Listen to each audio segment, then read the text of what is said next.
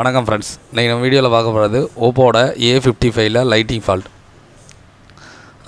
இது lighting fault பார்த்திங்க அப்படின்னா இதில் கிராஃபிக்ஸில் எந்த இஷ்யூவும் இல்லை. நம்ம வந்து கேபிள் போடும்போது நமக்கு ஓப்போ அப்படிங்கிறது வந்து நமக்கு தெளிவாக தெரியுது. அப்படின்னா நீங்கள் கிராஃபிக்ஸ் செக்ஷனை வந்து பார்க்க தேவையில்ல. இதில் வந்து லைட்டிங் தான் நமக்கு வந்து கம்ப்ளைண்ட். லைட்டிங் செக்ஷனை பொறுத்த வரைக்கும் நமக்கு சில காம்போனன்ட்ஸ் வந்து நெசசரியாக இருக்கும். காயில், டயோடு, ஐசி, கெப்பாசிட்டர்ஸ் இதெல்லாமே முக்கியமானது. அதுமாரி வாட்டர் டேமேஜ் ஆனால் முதல்ல ஆனோட் லைன் தான் வந்து டேமேஜ் ஆகும். இப்போ இங்கே நீங்கள் பார்த்தீங்க அப்படின்னா டயோட்ஸ் வந்து கம்ப்ளீட்டாக வந்து போன் ஆகிருக்கு. டயோடு வந்து ஏன் போன் ஆகிருக்கு அப்படின்னா இதில் வந்து கண்டினியூட்டியெல்லாம் நம்ம கரெக்டாக இருக்குது காயில். இருந்தாலும் காயில் சுற்றி ஃப்ளக்ஸ் மாதிரி வந்து ரிலீஸ் ஆகிருக்கு. அப்படின்னா காயில் கண்டிப்பாக உள்ளுக்குள்ளேயே ஓப்பன் ஆகிருக்கும். இப்போ நீங்கள் பார்த்தீங்கன்னா இந்த காயிலையும் இந்த டயோடையும் நம்ம வந்து சேஞ்ச் பண்ணுற மாதிரி இருக்கும். இதில் வந்து நமக்கு 1300 வேல்யூ வருது. நமக்கு வந்து ஒரு 450லேருந்து 500 வந்துச்சு அப்படின்னா இந்த லைன் வந்து ஓகே. ஆனால் நமக்கு வந்து 1300 கிட்ட வருது. CPU பக்கத்துலேயே வந்து இருக்கிறதுனால முடிஞ்ச அளவுக்கு தெர்மல் இன்சுலேஷன் 1க்கு 2 இன்சுலேஷன் நீங்கள் வந்து போட்டுட்டு நீங்கள் பண்ணால் மட்டும்தான் உங்களுக்கு வந்து CPU டேமேஜ் ஆகாமல் இருக்கும். அதேமாரி போனான காம்பவுண்டுங்கிறது பார்த்திங்கன்னா நல்லா வந்து ஸ்டிக்கியாக ஒட்டி இருக்கும். கொஞ்சம் ஹீட் பண்ணும்போது வராது. சில நேரம் வந்து பேட்ஸோட கூட போயிடும். இதில் வந்து நம்ம இப்போ என்ன சேஞ்ச் பண்ண போகிறோம் அப்படின்னா காயிலையும் சேஞ்ச் பண்ண போகிறோம், டயோடையும் சேஞ்ச் பண்ண போகிறோம். இதில் பயன்படுத்தியிருக்க ஐசி வந்து AL65 டைப்பில் உள்ள 6 பின் ஐசி. இதில் பயன்படுத்தியிருக்க காயில் பார்த்திங்க அப்படின்னா உங்களுக்கு 10 மைக்ரோகண்ட்ரி காயில் பயன்படுத்தியிருப்பாங்க. இப்போ வந்து நீங்கள் 10 மைக்ரோகண்ட்ரி காயிலெலாம் வந்து பர்ச்சேஸ் பண்ணி வச்சுக்கிட்டால் கூட உங்களுக்கு வந்து ரொம்ப யூஸ்ஃபுல்லாக இருக்கும். ஏன்னா 10 மைக்ரோகண்ட்ரி காயிலெலாம் நிறைய வந்து ஃபால்ட் வந்துக்கிட்டே இருக்கும். நமக்கு வந்து பயன்படுத்துகிறதுக்கு வந்து ஏதாவது எமர்ஜென்சியாக வேணும் அப்படின்னா ஏதாவது ஒரு போர்டு தேட தேவையில்ல, டேரெக்டாக எடுத்து வச்சுக்கலாம். இப்போ பார்த்திங்கன்னா நமக்கு வந்து டயோடோட கேத்தோட் பேடு வந்து பார்த்திங்கன்னா எனக்கு கம்ப்ளீட்டாக வந்து எரிஞ்சு போயிடுச்சு. இப்போ வந்து நம்ம பார்த்திங்கன்னா இதுக்கான காம்பனன்ட்ஸை எதுலேருந்து எடுக்க போகிறோம்னா 9A இந்த ஐசி கிடையாது.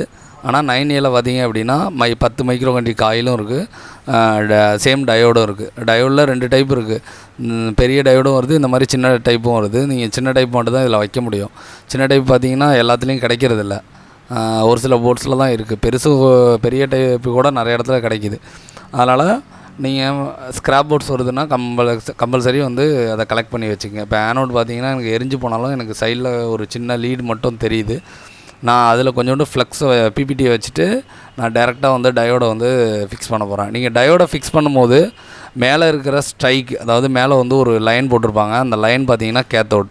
அந்த கேத்தோடு கரெக்டாக வந்து அவுட்புட்டில் இருக்கிற மாதிரி நீங்கள் வந்து செட் பண்ணணும். நீங்கள் வந்து மாற்றி வச்சிங்க அப்படின்னா கண்டிப்பாக வந்து ஒர்க் ஆகாது. டயோடை பொறுத்த வரைக்கும் நமக்கு பொலாரிட்டி உண்டு. நீங்கள் எந்த பொலாரிட்டியோ அதுக்கேற்ற மாதிரி தான் நீங்கள் வந்து ஃபிக்ஸ் பண்ண முடியும்.